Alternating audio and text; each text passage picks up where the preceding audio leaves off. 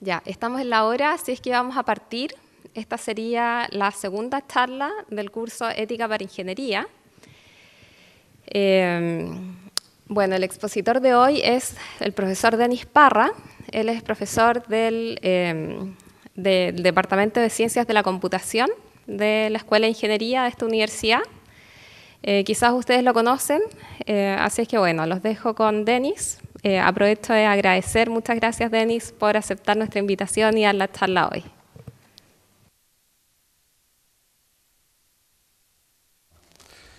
Bien, buenas tardes. Les agradezco por estar acá presentes durante la charla que me invitaron a dar.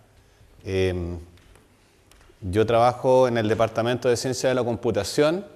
Actualmente dicto un curso de pregrado que es Introducción a la Programación y otro curso que es de posgrado que se llama Sistemas de Recomendación. Y este curso más o menos trata de los sistemas que van revisando nuestro comportamiento en diferentes redes sociales, sistemas, por ejemplo como Netflix o Spotify. Aprenden nuestras preferencias y nos van recomendando cosas de forma automática. Y en esta charla les quiero hablar de estos sistemas, pero también de cómo hay algunos potenciales riesgos que pueden haber en el desarrollo de estos sistemas, en cuanto a aspectos de sesgos o discriminación que se pueden generar y qué podemos también hacer al respecto. Entonces, rápidamente les cuento que además de ser profesor acá del DCC, estoy involucrado en varios como laboratorios e iniciativas. Uno es el HAVIS-UC, que es el grupo de Human Centered AI and Visualization, y también trabajo con el profesor Rodrigo Cádiz en Ingeniería Eléctrica, que él es músico e ingeniero eléctrico. Entonces estamos desarrollando tecnología para generación de música, de letra de canciones y bueno, todo esto por supuesto con inteligencia artificial. Originalmente soy de Valdivia, así que el clima actual es como mi clima favorito. Yo no soy muy veranista. Lamento por la gente que está con frío, pasándolo mal. Yo lo estoy pasando muy bien en estos días. Así que, y también soy investigador de 3 centros de excelencia. El Instituto Milenio iHealth, que investiga el uso de inteligencia artificial para salud, particularmente para imágenes médicas. El Centro Nacional de Inteligencia Artificial, o CENIA, y el Instituto Milenio Fundamentos de los Datos, o IMFD. Y bueno, ya les conté que dicto este curso de sistemas de recomendación. Les dejo el código ahí para que lo busquen después en el buscacurso más adelante, si lo quieren tomar. Bien, entonces, si uno hace como una línea del tiempo de la inteligencia artificial, el término inteligencia artificial nace más o menos por los años 50, en un workshop que se hizo en el Dartmouth College en Estados Unidos. Y a partir de ahí hubo mucha expectativa de qué era lo que podía hacer. Y bueno, hubo hartos como errores de cálculo. ¿En qué sentido? Por ejemplo, que un grupo de estos investigadores se juntó un verano para resolver el problema de visión por computador. Y ahí se dieron cuenta que era más de un verano que necesitaban para resolverlo. Y al comienzo, como pueden ver aquí hasta como los años 80, 90, la mayor parte de la inteligencia artificial era un desarrollo de tipo bien académico y más bien en el área de probar teoremas, también de desarrollar sistemas de lógica que funcionaban bastante bien, pero eran poco escalables. Requerían que alguien le indicara a la máquina qué reglas tenía que usar, cómo tenía que hacer razonamiento o inferencia. Y entonces esto costó que despegara hacia el desarrollo en industria, en negocios. Entonces, en los años 90, parte con más fuerza la noción de inteligencia artificial asociada a aprender directamente de los datos. Y esa es la que se conoce como aprendizaje automático o en inglés Machine Learning. Todas estas 2 primeras olas tuvieron momentos de mucho interés y expectativa, pero que después bajaban porque se daban cuenta que no estaba tan desarrollada la tecnología como se esperaba, y ocurrieron ahí los inviernos de la inteligencia artificial, como se conocen en inglés.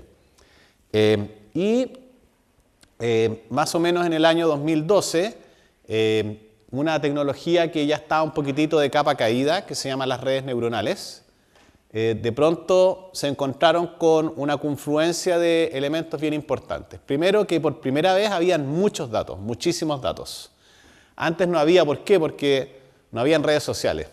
El hecho de que hayan redes sociales hace que cada minuto se suban miles o millones de imágenes, videos, audios, textos, etcétera, a diferentes servicios en el mundo. Entonces hay mucha disponibilidad de datos. Por otro lado, mejoraron los equipos de cómputo, en particular el hardware llamado GPUs, que en realidad se estaban desarrollando principalmente para aplicaciones gráficas, o sea, para la consola, para la PlayStation. Nvidia trabajaba principalmente para esas compañías, pero de pronto apareció esta aplicación de la GPU para redes neuronales y mejoraron algunos algoritmos que hacían que estos métodos se entrenen más rápido. Sumadas esas tres cosas nace el Deep Learning, y esto empezó a explotar porque ya la tecnología alcanzó un nivel en que podía realmente ser ocupada por negocios, industrias, de manera bastante robusta. Entonces actualmente tenemos tecnología que lleva desarrollando bastantes años, pero si ustedes van, por ejemplo, a San Francisco, se pueden encontrar con taxis donde no hay un conductor humano. También ya el año 2016, este juego, el Go, que es un antiguo juego en Asia, algunos le llaman como el ajedrez de Asia, pero en realidad es bastante más complejo resolverlo que el ajedrez. En términos computacionales, se creía que esto iba a tomar décadas en resolverse, y resulta que usando Deep Learning y otras técnicas como Reinforcement Learning, le ganaron al campeón mundial, al coreano Lee Sedol. Hay un documental en Netflix y lo pueden ver, lo recomiendo, es muy bueno. Y también en el último libro de Benjamin Labatut, Maniac, en la última parte hay una muy bonita descripción de Lee Sedol, la inteligencia artificial y de este juego. También han aparecido aplicaciones de estas tecnologías en otros dominios, por ejemplo en el área clínica. Uno puede actualmente tomar, por ejemplo, una imagen que sale, por ejemplo, por rayos X, resonancia magnética, escáner, y puede incorporarlo a un componente de Deep Learning que tiene procesadores visuales y generadores de texto, un modelo de lenguaje como ChatGPT, y uno puede generar automáticamente un texto que describe, por ejemplo, el diagnóstico inicial para una imagen de este tipo. Y esto puede ayudar, por supuesto, a los médicos. Y bueno, últimamente ya están apareciendo cosas muy sorprendentes, como dado un texto como este, te puede generar una imagen automáticamente como la que vemos acá. O un texto así, donde uno le dice, mira, quiero un sofá con forma de plátano, y te genera eso en cuestión de segundos. Y esto, bueno, está creciendo, por supuesto, en el área de videos, de audio. Entonces ha habido un avance bastante impresionante, especialmente en esta área últimamente, en el área de inteligencia artificial generativa. Bueno, sin ir más lejos, quienes están más atentos a esto, ayer salió la versión de GPT-4o o Omnicanal, que ahora ya no solo recibe texto, uno le puede dar imágenes, audio, y puede generar texto, imágenes y audio también. Y también salió un anuncio de Gemini, que es el sistema generativo de Google. Entonces, ante este creciente, impactante número de aplicaciones, también han aparecido algunas señales como de advertencia o riesgo. Y una de ellas fue indicada hace ya un tiempo, más o menos el año 2016, donde había un sistema que se estaba usando en Estados Unidos para apoyar a los jueces en la decisión de tomar a alguien que podía quizás quedar en prisión preventiva o no. Y ese sistema se llamaba Compass, y una fundación llamada ProPublica hizo un análisis de este sistema. Y cuando el sistema se equivocaba, tendía a favorecer a personas blancas comparados con afroamericanos, ¿ya?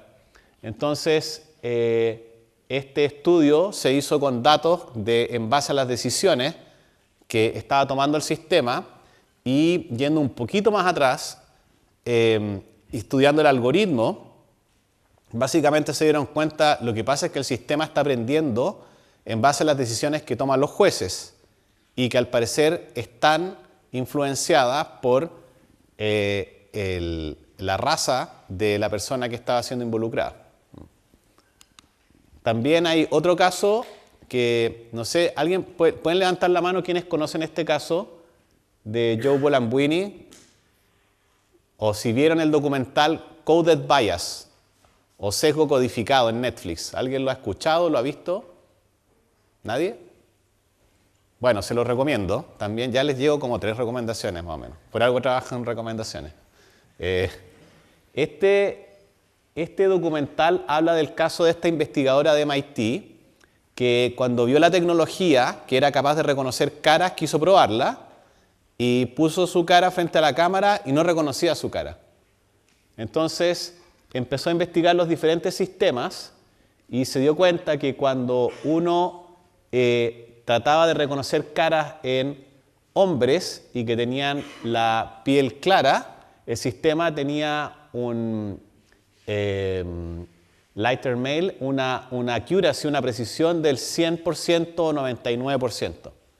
Pero cuando uno usaba esta misma tecnología o algoritmos con mujeres y de piel oscura, la precisión caía al 79 o hasta el 65%. Bien. Entonces, esto se ha visto después replicado en un montón de otros casos. Uno que quizás no les es tan como fácil de reconocer es que no todos están igualmente felices con los resultados de búsqueda, por ejemplo, de Google o Bing. Si uno estudia diferentes grupos etarios, socioeconómicos o de género, uno encuentra que hay diferencias. Y lo esperable sería que la tecnología, en rigor, si está siendo desarrollada, sea inocua a este tipo de diferencias. Bien. Entonces, les quiero hablar hoy día de diferentes temas. El primero es de estos conceptos de equidad, responsabilidad y transparencia en inteligencia artificial y sistemas de recomendación. Entonces, primero les presento acá a Michael Jordan. Quizás para gente de mi edad, Michael Jordan es un basquetbolista que rompió muchos récords, ganó varias veces la NBA, el mejor jugador, pero también hay un Michael Jordan que es uno de los principales investigadores en el área de inteligencia artificial. Y él, en un artículo que escribió hace un tiempo, mencionó que para él lo que estaba ocurriendo actualmente de desarrollar sistemas de inteligencia artificial y tirarlos de alguna manera directamente a su uso con seres humanos y con sociedades completas, lo que él llama sistema sociotécnico, es análogo a lo que pasaba en la antigüedad, en que se construían edificios, se construían puentes y los usaba la gente sin que existiera en realidad la ingeniería civil. Si ahora uno lo piensa, bueno, aquí hay una escuela de ingeniería civil también, un departamento de ingeniería civil, uno no pensaría siquiera en meterse en un edificio si no hubo un cálculo estructural. Pero antes la gente lo hacía porque no existía formalmente eso. Y él siente que el usar las técnicas actuales de inteligencia artificial, basadas principalmente en patrones estadísticos, eso es básicamente Machine Learning, y ocuparlas para hacer recomendaciones en redes sociales o para, por ejemplo, generar imágenes o para generar video o audio, es más o menos análogo a lo que pasaba en esa época, porque no entendemos realmente el impacto que puede tener la tecnología en nosotros como individuos y en la sociedad. Entonces, la pregunta es si es que los sistemas de recomendación, como los que describí al comienzo, en sistemas como Netflix o como Spotify o en las redes sociales o en YouTube cuando les aparecen recomendaciones, se pueden ver afectados por estos problemas. Y sí, porque los sistemas de recomendación son sistemas sociotécnicos igual, que usan inteligencia artificial. Los sistemas de recomendación ayudan a filtrar el ruido e identificar elementos relevantes en un amplio espacio de información, o sea, a encontrar los videos que a ustedes les podrían gustar, los reels en los cuales ustedes van a pasar más tiempo viendo, o que van a hacer un like o van a escribir un comentario. Y los ejemplos, en realidad los efectos reales sobre la experiencia de las personas, debidos a la optimización de ciertas métricas, son difíciles de predecir. O sea, si yo hago un sistema que optimice para que nosotros pasemos mucho tiempo viendo videos o hagamos clic, no sabemos qué efectos va a tener en otros aspectos de nuestra vida. Bien. Acá les muestro un diagrama del sistema de recomendación de YouTube del año 2016 y que está basado en dos redes neuronales. Uno tiene aquí un corpus de, en realidad, miles de millones de videos y tiene una primera red neuronal que por cada usuario genera una lista candidata, más o menos como 500 videos para cada uno de nosotros. Y luego tiene una segunda red neuronal que toma esta lista y la re-rankea, la reordena según diferentes aspectos, que puede inferir de nosotros o que también puede obtener explícitamente de nuestra actividad o de nuestros perfiles de usuario. Entonces, esta primera red, por ejemplo, ¿qué cosas tiene? Tiene, por supuesto, una representación de los videos que uno ha visto en el pasado. Tiene también una representación de los tokens de búsqueda. O sea, cuando nosotros estamos buscando en YouTube, esa información se guarda y se usa para representarnos, para después recomendarnos los siguientes videos. Entonces ustedes ahora pueden empezar a recordar qué palabras han usado para buscar en YouTube, porque eso los representa a cada uno de ustedes, para después, para el siguiente video que se recomienda. También hay información geográfica, información de edad, de género. ¿Cómo está codificado género? La verdad no sé, hay una variable de género. Y aquí lo que se trata de optimizar es, dada una secuencia, predecir el siguiente en la secuencia. O sea, el siguiente video que vieron, dada una secuencia de videos que vieron anteriormente. Esta es la primera red, la que toma miles de millones y selecciona 500 por usuario. Y la segunda red agrega dos aspectos, que es tiempo desde la última vez que vimos y también agrega algo que es como qué tan fresco es el video.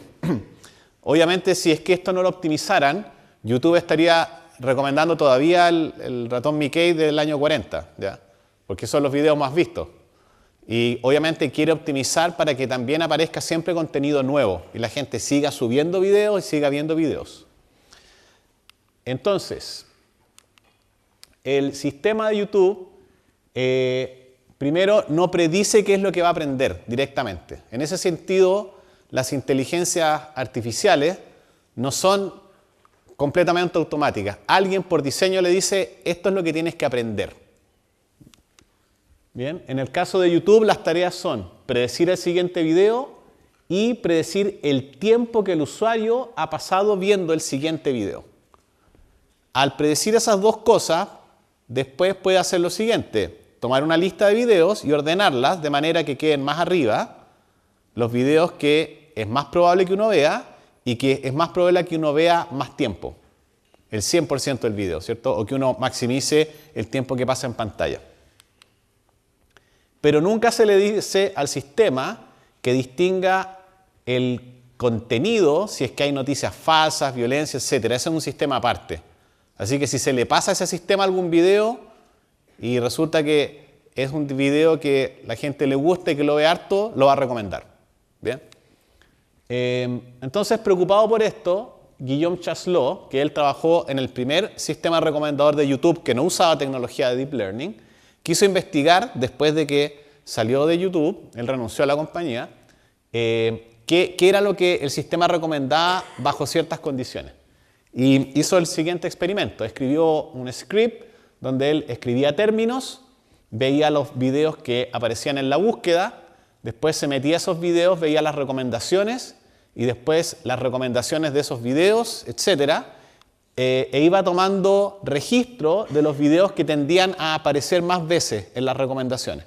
Entonces, de esa manera podía decir, dado este texto, estos son los videos que tienen mayor como, probabilidad de aparecer recomendados.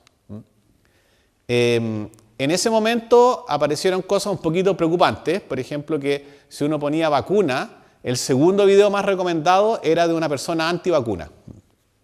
Entonces, después tuvieron que cambiar eso, por supuesto. Y otro tema que creo importante es preguntarse si la gente usa estas recomendaciones. Porque en realidad si la gente ve video, pero no consume las recomendaciones, da lo mismo. Y hubo un estudio que hizo Pew Research Internet, una organización en Estados Unidos, el año 2018, donde estudió los perfiles de la gente que ve videos en YouTube y las recomendaciones. Lo primero que ellos analizaron es analizar por distintos grupos de edad si es que la gente usaba regularmente, en ocasiones, o no usaba las recomendaciones. Y como pueden ver, en todos los grupos etarios estudiados, de 18 a 29, 30 a 44, 49, 65 más, al menos 10 regularmente y al menos 65% en ocasiones. O sea, al menos un 75% de las personas estaba usando las recomendaciones de alguna manera en YouTube. O sea, la gente usa las recomendaciones. Ahora, usaron una metodología similar a la de Guillaume Chaslot, pero partiendo desde los videos más populares en la página de inicio, y fueron investigando si sigo este video, después sigo las recomendaciones, y después sigo el siguiente video, las recomendaciones, que es lo que normalmente termino viendo. Y aquí estudiaron sí, no tanto el contenido de los videos, sino que propiedades de estos videos. Lo primero es que si uno parte de cualquier video en YouTube y sigue las recomendaciones, en promedio va a terminar viendo videos más largos. O sea, el sistema hace lo que le pidieron que optimice, que te recomiende videos más largos y uno ve videos más largos. Y también, si uno parte en cualquier video de YouTube y uno sigue las recomendaciones, después de seguir 2, 3, hasta 4 recomendaciones, uno termina viendo videos más populares, que han sido vistos por más personas.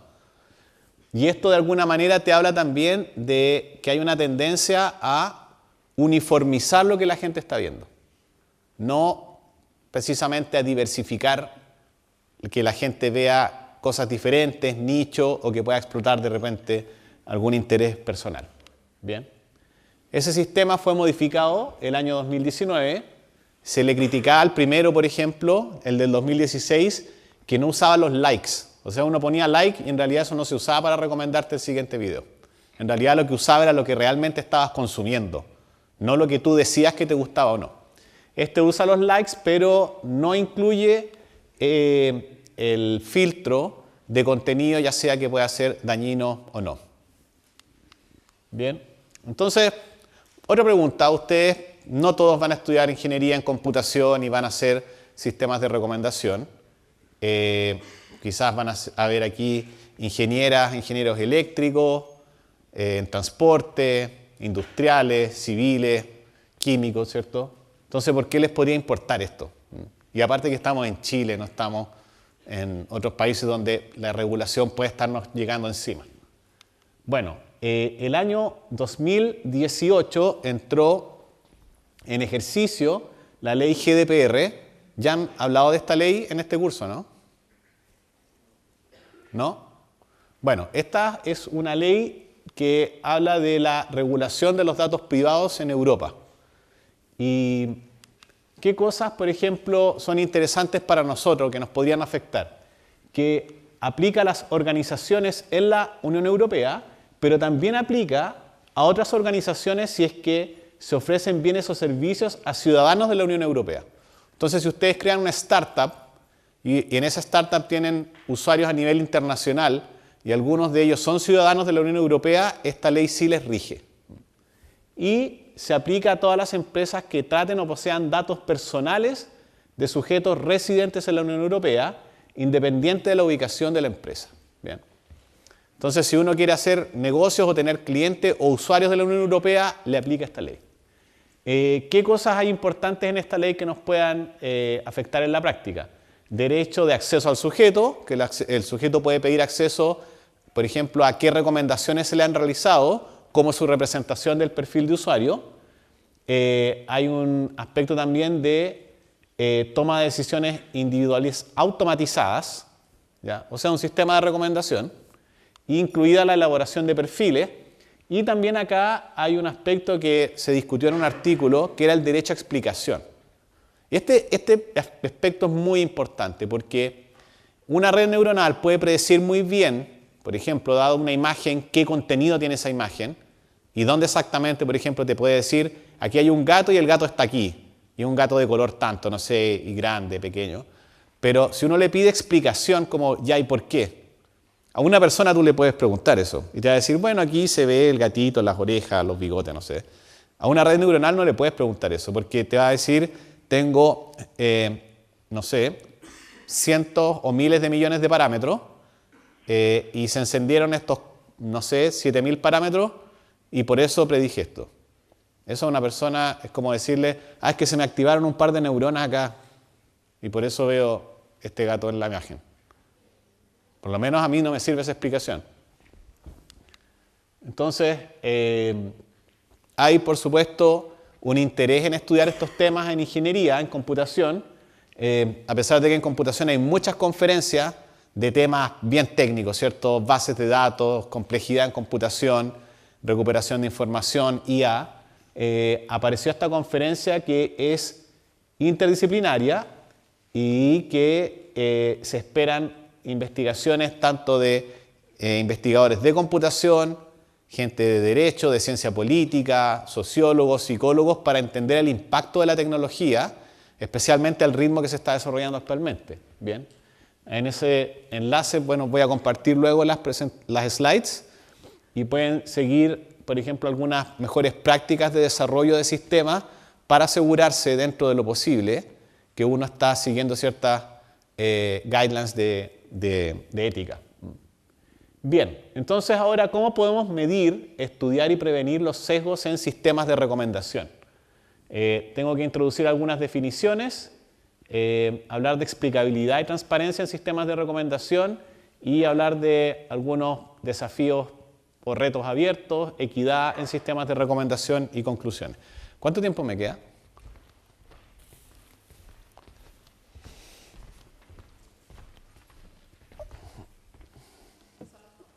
Ya, me quedan como 20 minutos. ¿Hay alguna pregunta hasta ahora? ¿O algún comentario? ¿Sí?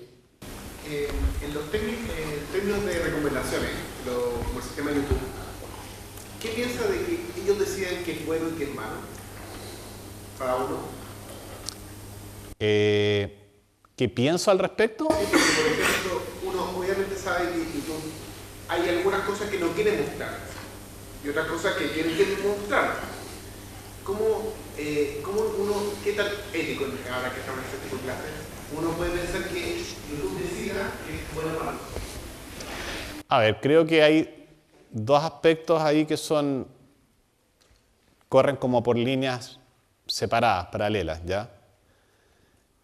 Por un lado está lo que yo menciono, que es filtrar contenido. Por ejemplo, si algún usuario sube videos, no sé, con pornografía o algún aspecto así, ellos lo puedan filtrar. Eso es separado del sistema de recomendación. Tiene que ver con filtro y selección de contenido. Ahora, por otro lado, tú tienes estos sistemas que facilitan el acceso a la información, como los sistemas de recomendación. Y no es que YouTube quiera poner cierto contenido en particular. Lo que YouTube quiere es ganar plata. Y gana plata si es que tú pasas más rato viendo videos y si haces clic en la publicidad. Así gana plata YouTube. Entonces lo que ellos hacen es optimizar para que tú pases más tiempo, veas videos más largos y hagas clic. Y el algoritmo no le interesa el contenido. El algoritmo ve un embedding.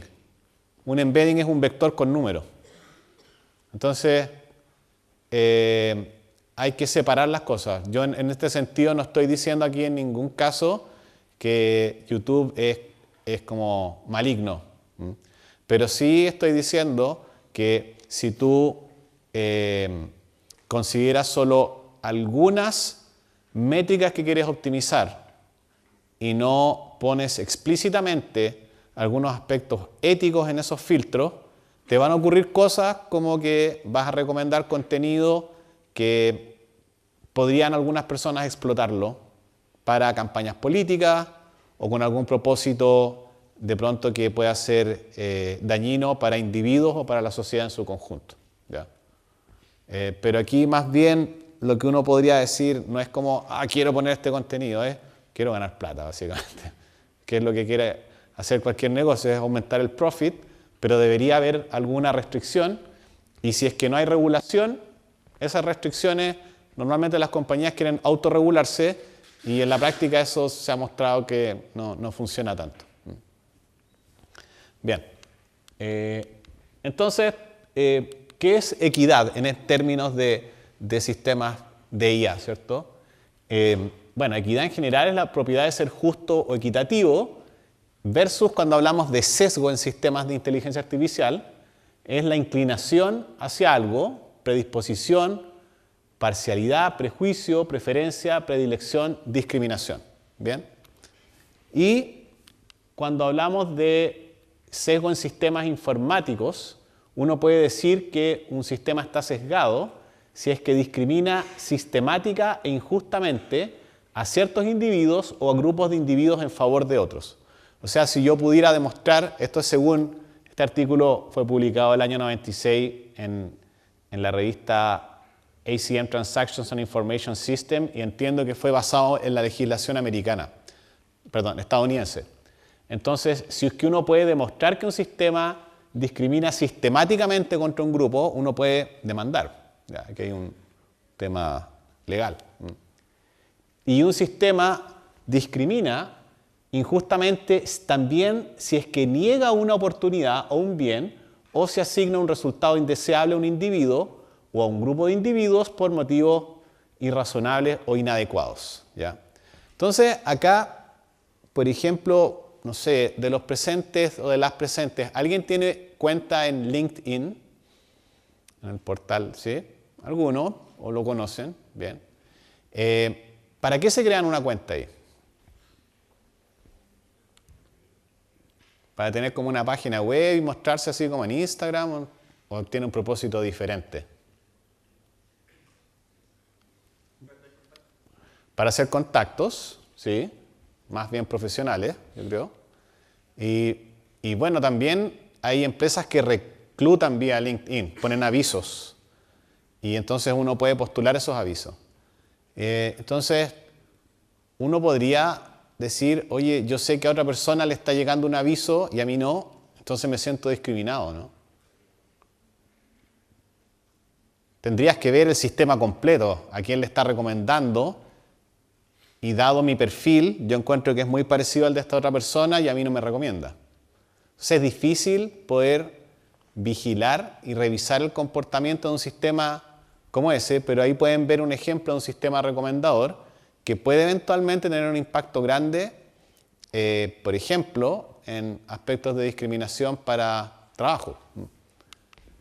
En Chile, por ejemplo, existe regulación en relación a la discriminación, la ley 20.609, también llamada ley Zamudio, ¿ya? Y que ustedes pueden revisarla en esa página. Entonces uno, si tiene un sustento legal, yo no sé si, honestamente, porque no he visto ninguna acción legal en Chile contra alguna compañía producto de discriminación, pero el aspecto de discriminación está normado. Y cuando hablamos de... Hay un término que es difícil traducir al español, pero en inglés se habla de liability o de ser liable, y es ser responsable ante la ley. Entonces, la responsabilidad algorítmica significa estar sujeto a dar cuenta o tener la obligación de informar, explicar o justificar algo. Y ahí nace el concepto de inteligencia artificial explicable. Entonces aquí hablamos de una inteligencia artificial que no solo queremos que rinda bien, que pueda resolver bien las tareas, sino que uno la pueda comprender si es que la necesita. Y también está el concepto de transparencia, que es el principio de que los factores que influyen en decisiones tomadas por algoritmos deben ser visibles, transparentes, para las personas que utilizan, regulan y se ven afectadas por sistemas que emplean estos algoritmos. Entonces, por un lado tenemos equidad, tenemos explicabilidad o responsabilidad y transparencia. Es importante sí destacar que no es lo mismo ser explicable que transparente. en general aparece este término de black box o caja negra. Por ejemplo, yo puedo tomar una red neuronal, abrirla y ver que tiene millones de conexiones o pesos, y el hecho de ver eso que es transparente no me ayuda a explicar. Una explicación podría ser algo abstracto, pero que realmente me ayuda a comprender las decisiones que puede tomar un sistema.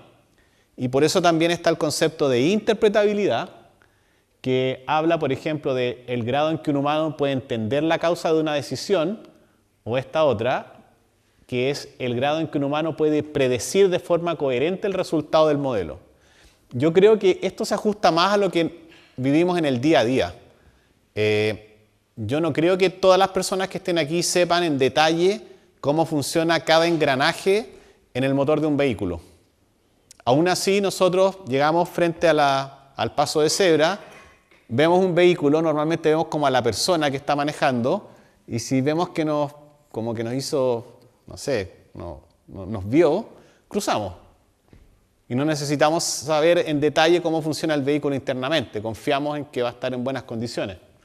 Entonces, poder predecir de forma coherente el resultado de un modelo, de un sistema o de una máquina, es una forma de interpretabilidad que nos puede ayudar a interactuar con sistemas de inteligencia artificial. O la capacidad de explicar o presentar en términos comprensibles para un humano. Ahí ya estamos viendo un paso más allá. Bien. Esto lo voy a pasar un poquito rápido porque yo lo veo más en detalle en el curso que dicto de sistemas de recomendación, que es de posgrado, pero para que tengan más o menos una idea, desde hace ya más de 20 años que se estudia la explicación en diferentes tipos de sistemas de recomendación y también aspectos de explicaciones y qué efectos pueden tener en las personas. El término XAI lo desarrolló y lo inventó David Gunning, que era Program Manager en DARPA, que es la agencia de investigación de la defensa en Estados Unidos, y cuyo objetivo era que estos sistemas de inteligencia artificial pudieran aplicarse en diferentes aplicaciones que pueden ser de dominios críticos, por ejemplo, en aspectos militares, legales, finanzas, medicina, seguridad o transporte, y que puedan responder estas preguntas. ¿Por qué el sistema hizo esto y por qué no hizo otra cosa? ¿Cuándo el sistema es exitoso y cuándo podría fallar? Quizás un sistema no necesita ser 100% exitoso, pero si yo sé cuándo falla, podría ocuparlo igualmente. ¿Cuándo puedo confiar en el sistema? Aquí la confianza también es un término que se usa mucho en esta área. Y cómo puedo corregir un error. Decirle, mira, aquí te equivocaste, en adelante tienes que resolver este problema, no volver a cometerlo. Bien. Entonces, en el área de sistema de recomendación han habido como 3 generaciones de algoritmos. Los primeros son bastante sencillos, entonces no es tan difícil generar una explicación.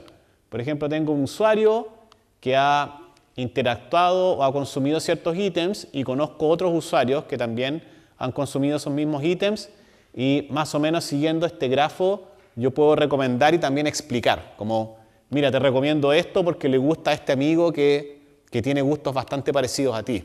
¿Ya? Generar una explicación ahí no es tan difícil. O también basada en contenido.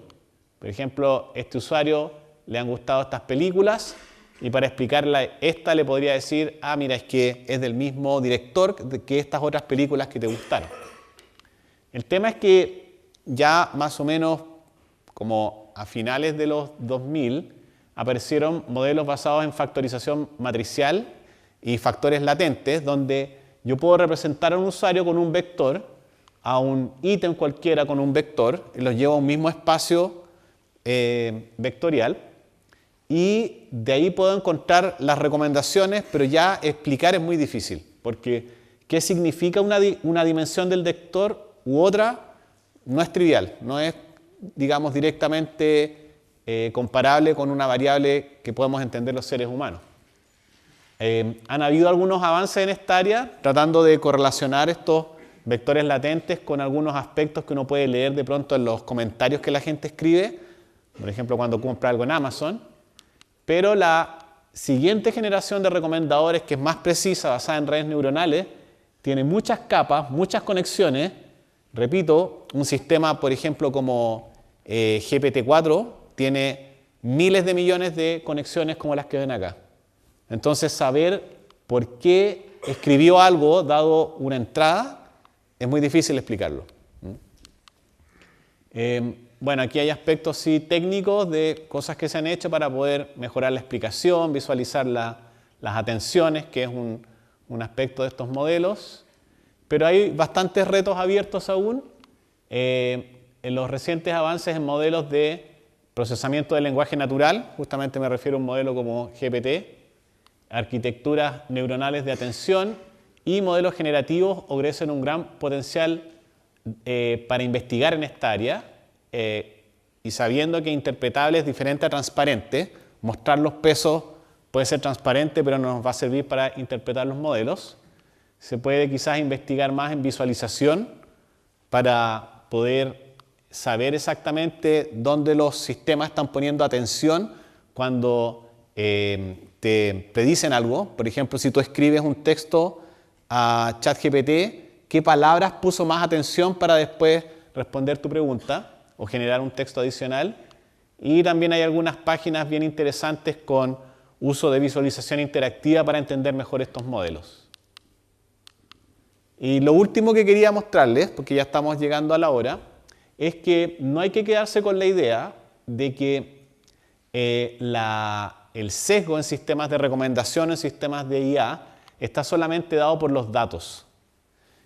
Por un lado, los datos vienen del mundo. Si es que en el mundo hay discriminación y sesgo, los sistemas van a replicar eso, pero también el sesgo puede venir desde la manera en que yo represento, modelo los datos, la manera en que yo entreno mi modelo de inteligencia artificial. Pueden haber cosas aquí que pueden amplificar esos sesgos, la forma en que yo evalúo y la forma en que yo presento e interpreto los resultados. En todos estos elementos que son partes del ciclo de crear un sistema de IA, puede haber aspectos de sesgo y discriminación. Bien. Un ejemplo que quiero darles es que muchas veces nos dicen, cuando se entrena ChatGPT o un modelo de lenguaje, se usa Wikipedia, que es, digamos, una fuente bastante objetiva de información. Pero acá unos investigadores el año 2016 compararon palabras que aparecen frecuentemente en biografías de hombres y mujeres, más o menos de personas nacidas entre 1800 hasta nuestros días. Y algo interesante es que, bueno, por ejemplo, en el caso de hombres aparece mucho fútbol, futbolista, son como las palabras súper frecuentes en biografías de hombres, pero en el caso de mujeres aparece más actriz, cantante, pero también aparece el esposo o marido. Y en el caso de los hombres no aparece ese término. Entonces, ¿por qué cuando yo represento el perfil de una mujer tengo que referirme a su situación conyugal y en el caso de un hombre no?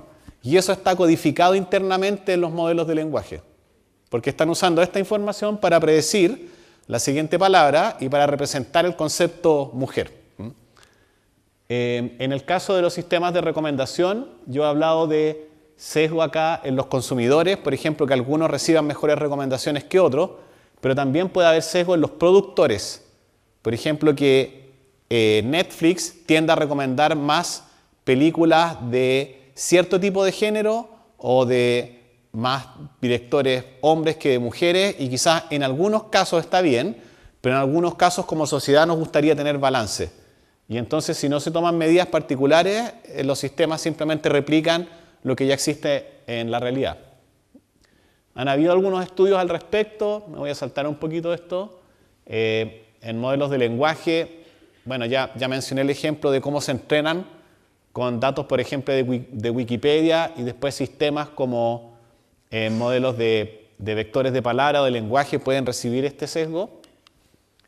Bueno, aquí hay les puedo contar este ejemplo, que se investigó un modelo de lenguaje, digamos que más arcaico que ChatGPT, pero que era del estado del arte en ese momento, y cuando hacían analogías como hombre es a rey, como mujer es a reina, después decían hombre es a programador informático, como mujer es a, y era el vector más parecido era a ama de casa, no era a programadora. Entonces, ha habido investigación en cómo evitar que esos sesgos se produzcan de manera automática solo aprendiendo de los datos. Bien. Bueno, y aquí también quería mostrarles que uno puede aplicar técnicas para aumentar la diversidad, por ejemplo, en el ranking que aparecen resultados de búsqueda o de recomendación. Y entonces uno también puede medir la equidad en los outputs de sistemas que rankean de diferente tipo. Entonces se puede en realidad mejorar métricas si es que uno las define o las regula. Entonces, ¿qué retos hay pendientes? Primero, en cuanto a los datos, la mayoría de los datos que uno usa para entrenar modelos de IA no tienen información, por ejemplo, de género. Entonces uno no tiene cómo saber si es que el sistema está siendo sesgado hacia un género u otro. Entonces es bueno que los modelos más recientes tengan alguna de esta información para poder investigar esa área. Tampoco hay una solución única para la equidad, porque ¿qué representa fielmente el mundo? Cuando hablamos, por ejemplo, de aspectos de género, que yo mencione en un sistema, voy a entrenarlo para que sea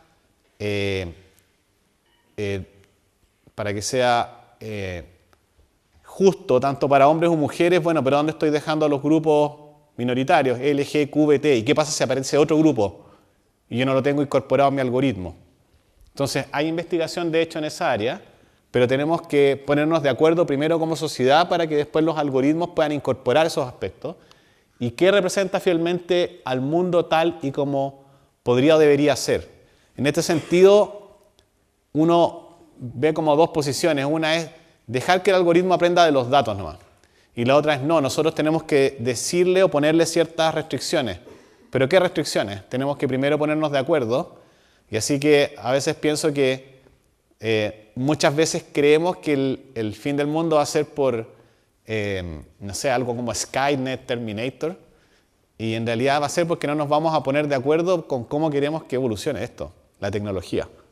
Así que ahí yo creo que ese es el principal mensaje que les dejo. Hay que, sobre todo, saber comunicarnos, conversar, y una vez que queramos tener una idea común de cómo queremos que sea el mundo, recién podemos incorporarlo acá en nuestros sistemas, que si no hacemos nada, van a seguir replicando más o menos lo que vivimos en el día a día.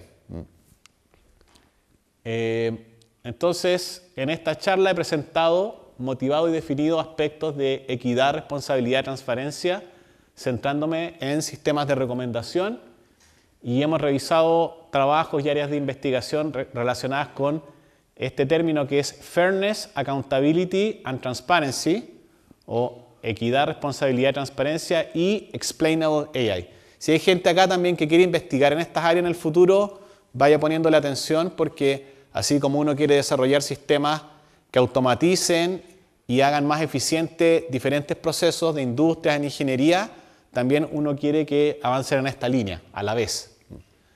Hay muchos aspectos que se deben considerar para aplicar e implementar en sistemas de recomendación y estar al día también con la regulación, que también va a ser un desafío importante a medida que esto se vaya desarrollando. Bien, y ahí hay un par de referencias de artículos recientes. Okay.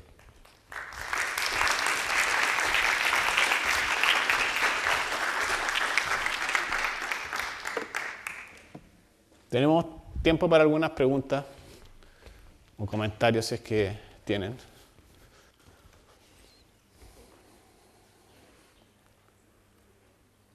¿Sí? ¿Tu nombre, disculpa? Sebastián. Con el tema ese de que existen ciertos sesgos en base a las bases de datos que se utilizan para la inteligencia artificial, ¿uno no podría como introducir a las bases de datos información de alguna manera falsa para forzar la equidad?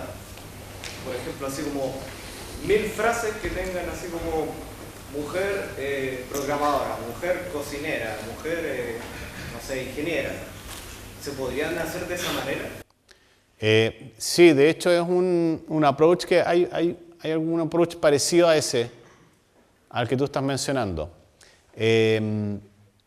Sí, es una buena idea. El problema es que algo que no mencioné acá, pero no sé si lo han visto o lo van a ver durante este curso, es que ese approach requiere que tú sepas de antemano que tienes estos grupos protegidos, que es hombre y mujer y que queden balanceados. Pero si no tienes identificado que hay un grupo protegido o un interseccional, imagínate que además de hombre y mujer, quieras hacer balanceo de alguna manera de estos modelos de IA para grupos etarios también. Entonces, hombres, mujeres, pero también jóvenes y viejos. Bueno, ahora que lo viste, entonces tienes que además incorporar estas frases asegurándote que queden balanceadas por cada uno de esos subgrupos. Entonces, cuando tú identificas el grupo, tienes como que volver a entrenar el modelo. Y entonces hay como dos corrientes en el área de equidad en inteligencia artificial. Uno es, tengo que saber de antemano los grupos, pero corro el riesgo de que si no reconozco un grupo anteriormente, se me va a pasar en algún momento. Y la otra es simplemente decir, tengo que muestrear entidades o personas en una base de datos, y si estas personas por algún algoritmo son parecidas, yo esperaría que el sistema se comporte de forma parecida. Y esta entonces no requiere que tú sepas de antemano los grupos, pero por otro lado requiere que este algoritmo previo que se llaman algoritmos de clustering, que identifiquen grupos y subgrupos, funcione relativamente bien para que puedas balancear en ese aspecto. Entonces es un problema como que tiene esas dificultades. Y además, en lo que tú estás mencionando, es que el lenguaje va evolucionando. Y términos que antes no existían, ahora existen, aparecen en las redes sociales, aparecen en las bases de datos, y tienes que además ir constantemente actualizando tus modelos y representaciones. Pero como tú mencionas, sí es una potencial idea, que es asegurarte que la base de datos que tú entrenas esté balanceada respecto de ciertos aspectos, términos, para evitar que se sesguen en ejemplos como el que mencioné acá. ¿Otra pregunta? ¿Comentario? ¿Inquietud? ¿Allá? Sí, por ejemplo, una forma es ver las bases de datos y otra a los prompts que tienden a modificar un poco el estilo de la salida, pero sin modificar como lo que aprendió. Como que sería más fácil de llevar a cabo porque los modelos comerciales cada vez agrandan más las bases de datos y hacen más difícil manejarlas, por así decirlo. Sería más fácil de aplicar realmente hoy en día. Claro, ahí, a ver, ¿tu nombre cuál es? Maximiliano. Maximiliano su pregunta se refiere a los modelos de lenguaje como el ChatGPT, que cuando uno le pide que genere algo, eso que genera es muy dependiente de lo que uno le pregunte, y que eso se llama prompt. Yo le puedo decir, dame una respuesta a este problema, y le pongo el problema que me dieron en la clase de cálculo. O le puedo decir, mira, estoy estudiando cálculo, soy un alumno de, no sé, primer, segundo, tercer año, y aquí hay un ejemplo de un problema, y aquí hay un ejemplo de cómo me gustaría verlo explicado. Ahora, dado eso, te voy a dar explícamelo. Entonces te estoy dando un prompt con un contexto más grande, y así voy como guiando la salida. Entonces, Maximiliano pregunta si esa es una manera en la cual uno podría eventualmente abordar al menos, porque aquí hay un caso bien particular, que es el de generación, y que esa generación no sea sesgada. Eventualmente podría ser, pero si es que el modelo hubo datos que no observó, es probable que aún así mantenga sus errores o su sesgo, ¿ya? Es interesante el hecho de que, por ejemplo, estos modelos de lenguaje funcionan prediciendo la siguiente palabra nomás.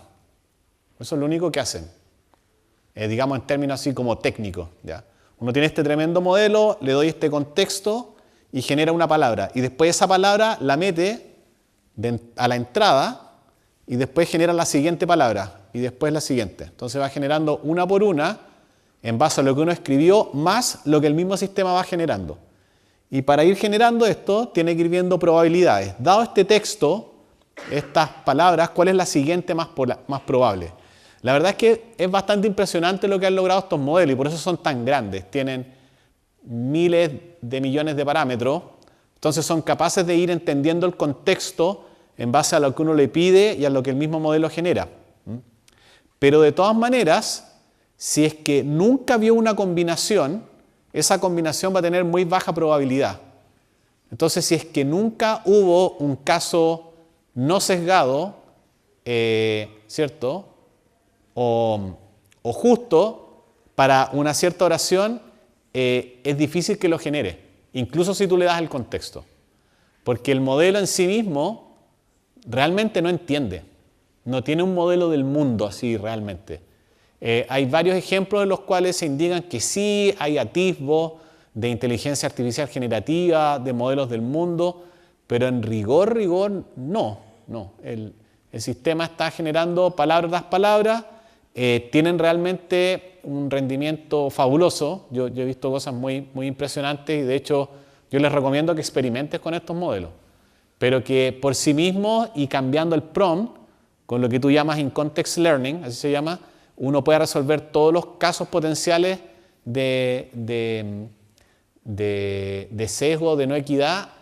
También te encuentras con el problema de que indiques el grupo correcto o que digas, genérame un texto y tienes que ser balanceado para todos estos grupos.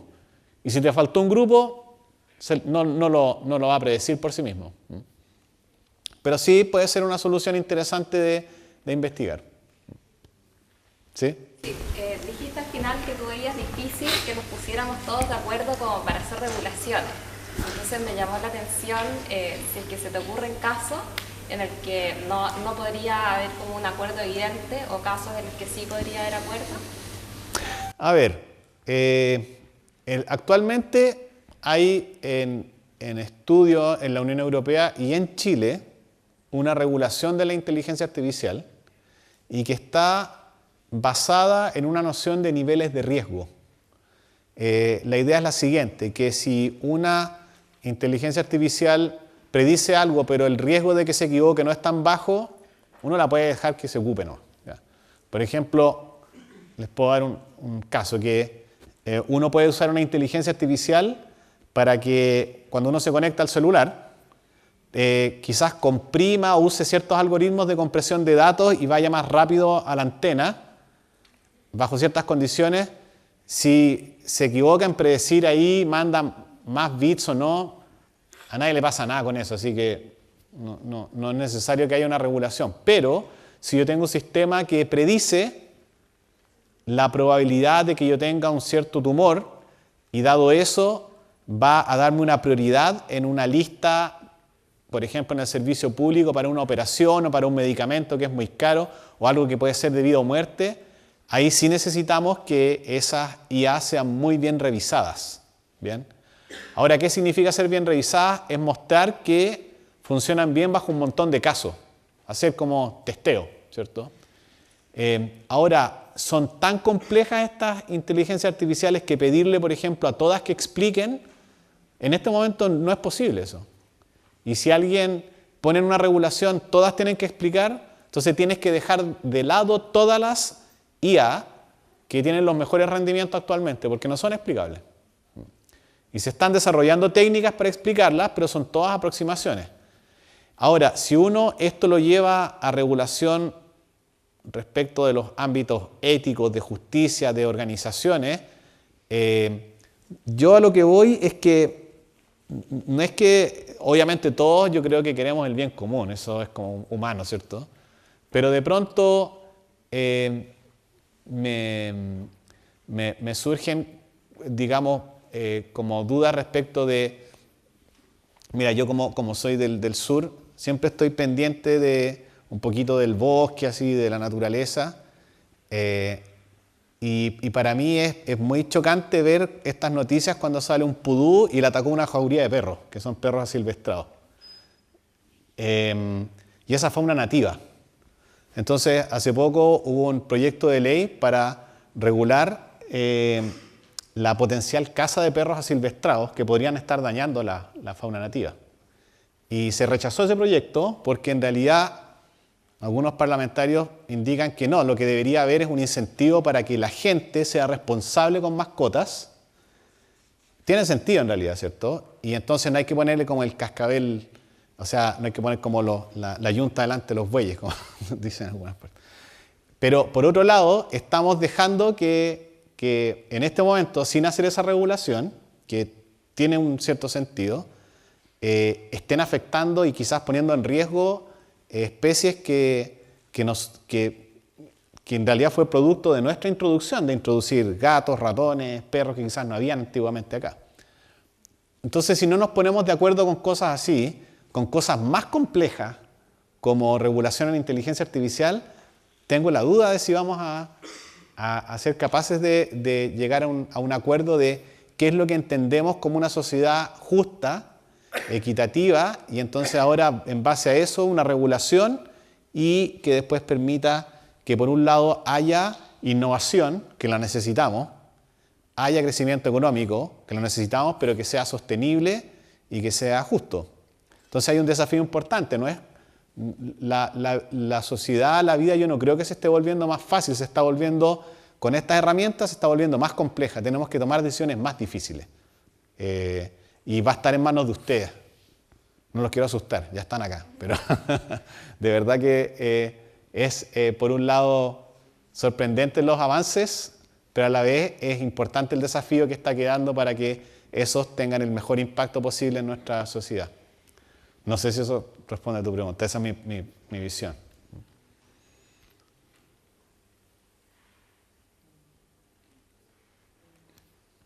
¿No hay más preguntas o algún comentario? Bueno, muchas gracias. Que les vaya muy bien en este curso.